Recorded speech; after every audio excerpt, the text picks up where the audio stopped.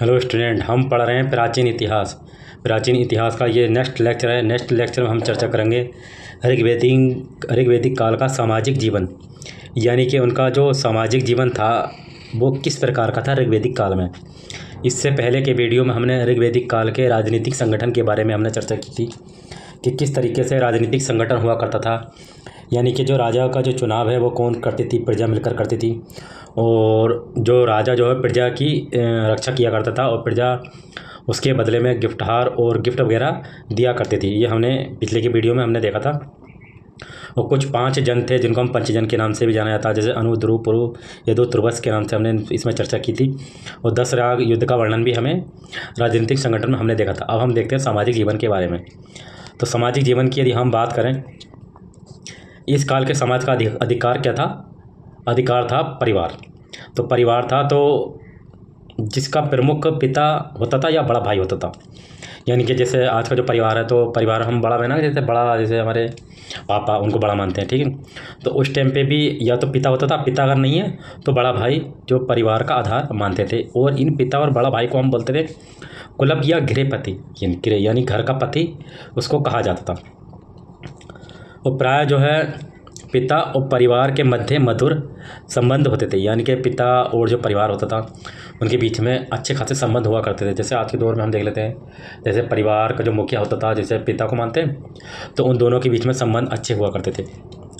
किंतु कतिपय यानी किन्हीं कारणों, किसी परिस्थितियों में वह परिवार के सदस्यों को कठोर से कठोर दंड भी दे सकता था। यानी कि कभी कोई ऐसी स्थिति आ गई, जैसे पिता को कोई बात बुरी लग गई थी कि यार ये बात तुमने मुझसे बड़ा गलत कह दी, तो उसको वे कोई दंड भी दे सकता था और डांट भी सकता था। ये उस समय की प्रथा प्रचलित थी। तो समाज में संयुक्त परिवार की प्रथा थी। संयुक्त परिवार यानी कि जॉइंट फैमिली की प्रथा थी, लेकिन कई पीढ़ी के लोग जो हैं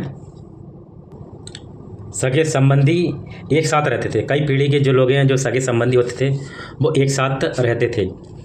इन सभी के लिए नप्त शब्द का प्रयोग होता था। नप्त शब्द का मतलब होता है जो सगे संबंधी एक साथ रहते हों। और संयुक्त परिवार की प्रथा प्रचलित थी इस ऋग्वैदिक काल के सामाजिक जीवन में। राज्य जो था पारिवारिक जीवन में हस्तक्षेप नहीं करता था, यानी कि जो स्टेट जो था वो हमारे परिवार में क्या चल रहा उसके बारे में कोई इंटरफेयर नहीं करता था। पितृसत्तात्मक परिवार की प्रधानता होते हुए भी परिवार में स्त्रियों की स्थिति आदरपूर्ण एवं सम्मानजनक थी। तो पितृसत्तात्मक यानी कि परिवार का मुखिया पिता होता था, तब भी जो स्त्रियों की स्थिति थी वो भी महत्वपूर्ण और सम्मानजनक और आदरपूर्ण मानी जाती थी। सूक्तों में पुत्र जन की कामना किए जाने का उल्लेख मिलता है, यानी कि किसी का अगर पुत्र नहीं होता था तो उस पुत्र के लिए कामना या कोई दुआ या कोई प्रार्थना की जाती थी, उसका उल्लेख हमें मिलता है सूक्त यानी कि श्लोक में। किंतु पुत्रियों का उल्लेख कोई नहीं मिलता है। फिर भी यदि बात करें पुत्रियों का जन्म जो है अभिशाप नहीं माना जाता था, यानी कि पुत्र का जन्म का उल्लेख मिलता है, पुत्रियों का नहीं मिलता है। यदि पुत्री उत्पन्न हो जाती थी तब भी उसको बुरा नहीं मानते थे। पुत्रियों की तरह जो है पुत्रियों का भी उपनयन संस्कार तथा समावर्तन होता था। तो पुत्रों का तो होता ही था, लेकिन पुत्रों की तरह जो पुत्रियां थी उनका भी उपनयन संस्कार किया जाता था।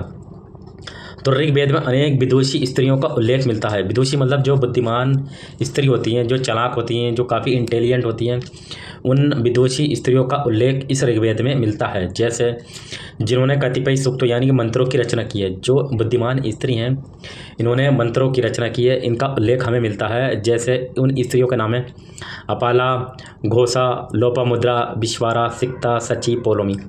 देखिए ऋग्वैदिक कालीन चल रहा, तो ऋग्वैदिक कालीन के हिसाब से नाम होंगे उस समय, ठीक है नहीं। कभी आप सोचिए किस तरीके के नाम आ गए, तो ऋग्वैदिक काल के हिसाब से उसके स्त्रियों के नाम हुआ करते थे। तो ये कुछ ऐसी स्त्रियां थी जो विदुषी यानी कि जो बुद्धिमान स्त्रियां थी, इन्होंने भी मंत्रों की रचना की है। क्वेश्चन भी पूछा गया टीजीटी सन 2002 में, ठीक। तो इसमें एक स्त्री है लोपामुद्रा। लोपामुद्रा का जो जन्म है वो राजकुल में हुआ है तथा यहाँ अगस्त ऋषि की पत्नी थी, यानी कि लोपामुद्रा जो थी वो किसकी? अगस्त ऋषि की पत्नी थी। और विश्वारा को ब्रह्मवादिनी एवं मंत्र दृष्टा की संज्ञा मतलब नाम से जाना गया है। तो एक स्त्री होगी कौन सी, विश्वारा। विश्वारा को ब्रह्मवादिनी और मंत्र दृष्टा यानी कि मंत्रों की रचना करने वाली इनके नाम से भी जाना जाता है। और इन विदुषी जो कन्याएं होती थी, इन विदुषी कन्याओं को जो बुद्धिमान स्त्री होती थी, इन्हीं को ऋषिका की उपाधि से प्रदान किया गया, यानी कि इनको ऋषिका की उपाधि दी गई है जो बुद्धिमान स्त्री हुआ करती थी। इस काल में यदि बात करें सभा एवं समिति में, वो तो हम देख रहे हैं जो सभा समिति में स्त्रियां भाग लेती थी और विदत भी एक संस्था हुआ करती थी। स्त्रियों के सामाजिक एवं धार्मिक अधिकार पुरुषों के समान थे। जो अधिकार पुरुषों के थे वही अधिकार इन स्त्रियों को हुआ करते थे ऋग्वैदिक काल में। वे पति के साथ यज्ञ में भाग लेती थी, पति भाग ले रहा तो पत्नी भी भाग लेती थी यज्ञ में। किंतु ऋग्वैदिक समाज उन्हें दो दृष्टियों से अयोग्य मानता था। क्या था? दो दृष्टियों से अयोग्य मानता था इन स्त्रियों को। क्या था वो? पहला, प्रथम राजनीति में भाग लेना, दूसरा संपत्ति में अधिकार, यानी कि आधी संपत्ति मेरी आधी तुम्हारी, और राजनीति में भी भाग लेना। लेकिन अन्य दृष्टियों से उन्हें पुरुष के समान अधिकार प्राप्त थे। तो दो प्रकार से इन्हें अयोग्य माना जाता था, एक राजनीति में भाग लेना और एक संपत्ति जो होती थी उनमें बंटवारा जो होता था उसमें इनका अधिकार नहीं था। बाकी जो अधिकार होते थे वो पुरुषों के समान माना जाता था। ये 2 पॉइंट आप याद रखना। इस काल में विवाह एक पवित्र संस्कार माना जाता था। कौन सा? विवाह एक पवित्र संस्कार माना जाता था। ऋग्वेद में जे दस्तम यानी कि अर्थात पत्नी ही गृह है, जे दस्तम का मतलब हो गया पत्नी ही गृह है, कहकर उसके महत्व को स्पष्ट स्वीकार किया गया है। यानी कि ऋग्वेद में पत्नी की इतनी अच्छी चर्चा की गई है कि पत्नी जो है वो घर की लक्ष्मी है, घर का गृह है, तो उसके लिए जे दस्तम शब्द का प्रयोग किया गया है। सामान्यतः जो लड़कियां थी उनका जो विवाह है वो 16 से 17 वर्ष की आयु में होता था। विवाह में भी अपना मत दे सकती थी, यानी कि वो मत मतलब यानी कि अपनी पसंद की बात कह सकती थी। तो बाल विवाह का मतलब हो गया कि 18 साल से कम उम्र में शादी नहीं करना। बाल विवाह। पर्दा का मतलब हो गया महिला जो पुरुष है वो अजनबी से दूर रहेंगी, पर्दा करेंगी। पर्दा देखते हैं ना, ये पर्दा लगाना, अजनबी को नहीं देखना। विधवा विवाह आप समझ गए, जैसे कोई स्त्री है उसका पति मर जाए तो वो विधवा हो जाती है, तो विधवा विवाह। सती प्रथा मतलब आप समझ गए, जैसे कोई पति मर गया तो उसके साथ में उसको भी जलाते थे, तो सती प्रथा। तो इन तीनों का प्रचलन इस ऋग्वैदिक काल में नहीं था। यानी कि अब लड़कियों की उम्र तो आपने देख ली ना, 16 से 17 साल में करेंगे। तो बाल विवाह का मतलब हो गया 18 साल से कम उम्र में शादी नहीं करेंगे। तो बाल विवाह, पर्दा प्रथा, विधवा विवाह, सती प्रथा, इनका प्रचलन नहीं था ऋग्वैदिक काल में। समाज में द्विजाति में मतलब कौन आ गया? द्विजाति का मतलब होता है ब्राह्मण, क्षत्रिय एवं वैश्य। तो द्विजाति में ये 3 वर्ण हैं। इन 3 वर्ण में कौन आ गया? ब्राह्मण, क्षत्रिय, वैश्य, शूद्र। द्विजाति में 3 वर्ण हो गए। और ये अंतरजातीय विवाह, ठीक है, अंतरजातीय विवाह और नियोग प्रथा प्रचलित थी। कौन सी विवाह? नियोग प्रथा, अंतरजातीय विवाह प्रचलित थी। अंतरजातीय विवाह का मतलब हो गया 2 अलग अलग जातियों में विवाह करना, ठीक है नहीं। अंतरजातीय विवाह का मतलब होता है 2 अलग अलग जातियों में विवाह करना। नियोग प्रथा का मतलब ये हो गया कि महिला खुद संतान पैदा नहीं कर सकती, यदि दूसरे पुरुष से यदि संतान पैदा करना हो तो वो कर सकती है। ये हो गया नियोग प्रथा, ठीक। ये दोनों प्रथा प्रचलित थी। किंतु आर्य वर्ण का दास वर्ण के साथ विवाह बिल्कुल नहीं था। जो लोग होते थे, आर्य जो वर्ण थे उनका, और जो दास लोग होते थे उनके साथ विवाह नहीं माना जाता था, ठीक है नहीं।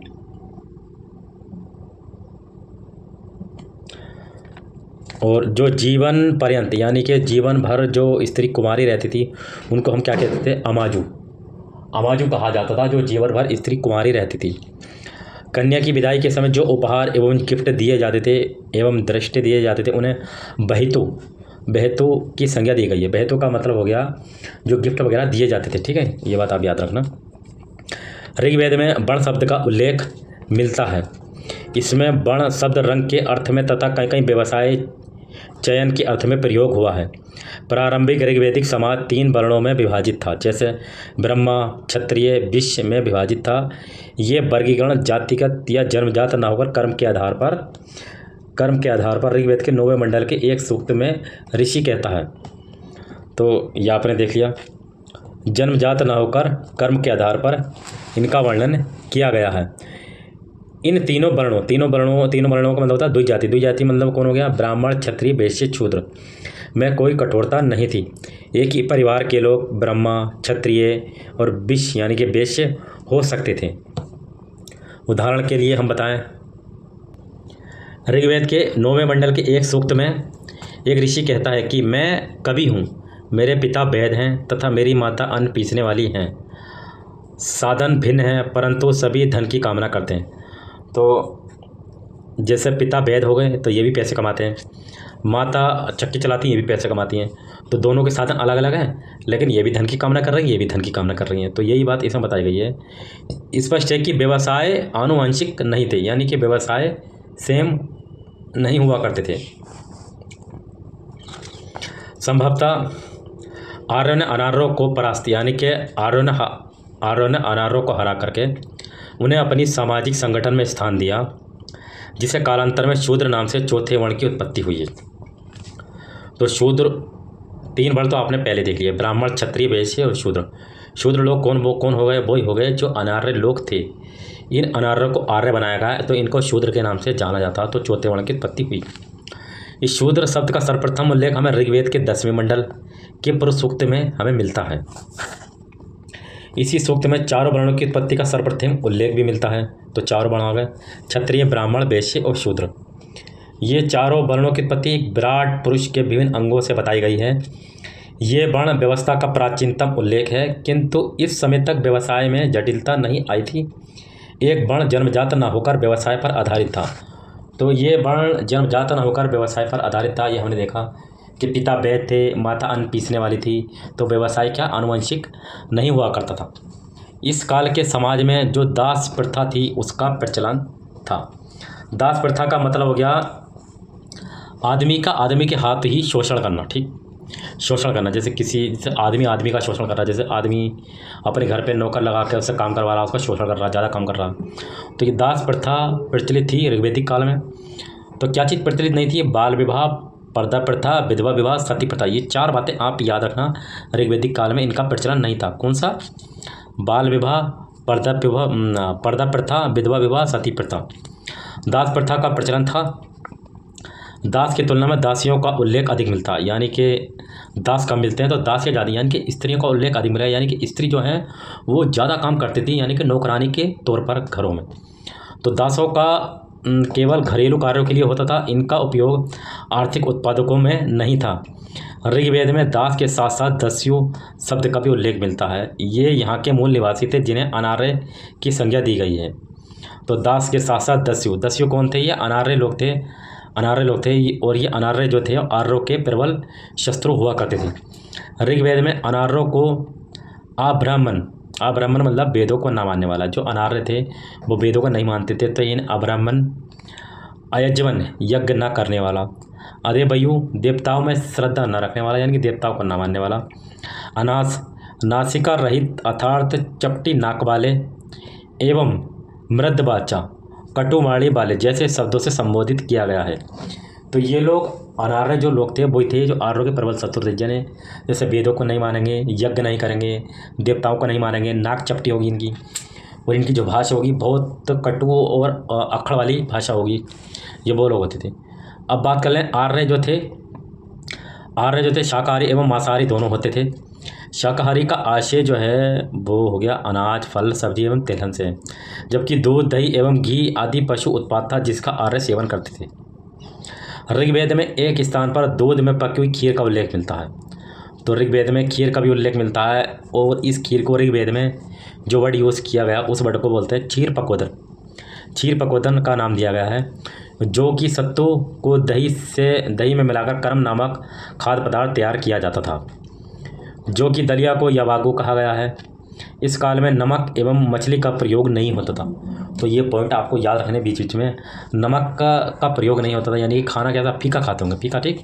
और मछली का प्रयोग भी नहीं होता था। ऋग्वेद में जो गाय है, गाय को क्या बोला? अघन्य बोला गया, यानी कि अघन्य मतलब गाय को नहीं मारना चाहिए, अघन्य। इसलिए इसका मांस खाना बिल्कुल प्रतिबंध है। ऋग्वेद में इस बात की चर्चा की गई है। नशीले पेय पदार्थों में सोम एवं सुरा प्रचलित थे। ऋग्वेद के 9वें मंडल में सोम रस का उल्लेख हमें मिलता है। और सोम का पौधा जो है विशेष रूप से हमें कहाँ से मिलेगा, मुज्जमंत नामक पर्वत पर हमें प्राप्त होता है। इसके रस का पान देवतागण करते थे, यानी कि इस रस को कौन, जो देवता लोग होते थे उनको इस रस का पान किया करते थे देवता लोग। ठीक। सुरा सुरा साधारण अवसरों पर पिया जाने वाला मादक पेय पदार्थ था। ऋग्वेद में सुरापान की निंदा की गई है। तो 2 पेय पदार्थ हो गए।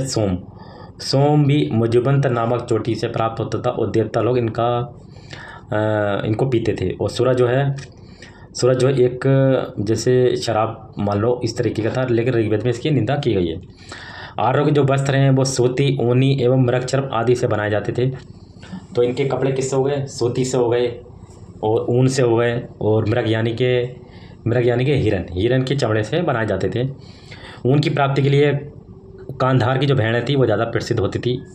उन्हीं के जो बालों से ऊन बनाते थे। और वस्त्र 3 प्रकार के होते थे। 3 प्रकार के वस्त्र कौन कौन से हो गए। पहला जो वस्त्र था वो था नीबी।